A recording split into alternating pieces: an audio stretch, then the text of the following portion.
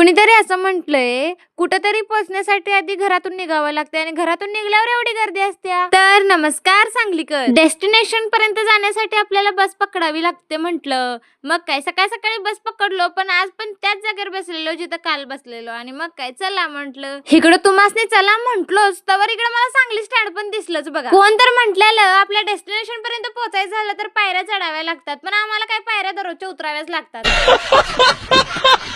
आणि असं शाना असून येण्यासारखं करत जायला लागतंय बघा डेस्टिनेशन पर्यंत. शेवटी पोहोचावंच लागतं प्रवासाच्या अंतिम टप्प्यावर काही झालं तर. आणि कोणत्याही प्रवासाचा अंतिम टप्पा कष्टाशिवाय पूर्ण होतच नाही. मग आता आम्हाला कष्ट करायला अंतिम टप्प्यावर जायला लागतंय बघा. यशाची पायरी कुठं आहे कुणास ठाऊक अजून, पण आम्हाला या कॉलेजच्या पायऱ्या तेवढ्या चढायला लागतात बघा. कारण घरला यायची वेळ झालेली असते आणि बाटलीतलं पाणी एक संपलेलं असते. मग पाणी भरून तर घ्यायला पाहिजे. पाणी भरून इकडे मागं फिरलेलं असतं बरं. एक IPL ची मॅचच बघायला मिळाली बघा. हे बघा IPL ची मॅचच चालू होती. बॉल तर सापडणं झालेला, हुडकत फिरायला ते वाटतं. विचार आला ह्यांची मॅच बघत बसल्यावर माझी बस चुकायची म्हणून काय. मग चला म्हटलं आता जायचं घरला. काय पण म्हणा, दिवसभराच्या एवढ्या त्रासानंतर घरी जायचं सुख म्हणजे लय वेगळंच असते बघा. आपण ज्या कामाला गेलेलो असतो ते दिवसभर झालंय किंवा नाही झालंय हे माहिती नाही, पण आपल्याला अनुभव आलेले असतात बघा वेगवेगळे दिवस. म्हणून सांगतो अनुभवातून शिकायचं असते बघा. आता हा व्हिडिओ तुम्हाला कसा वाटला मला नक्कीच सांगा. व्हिडिओला शेअर करा, लाईक करा आणि मला फॉलो करायला का बरं विसरायला लागलाय. चला लवकर लवकर फॉलो करा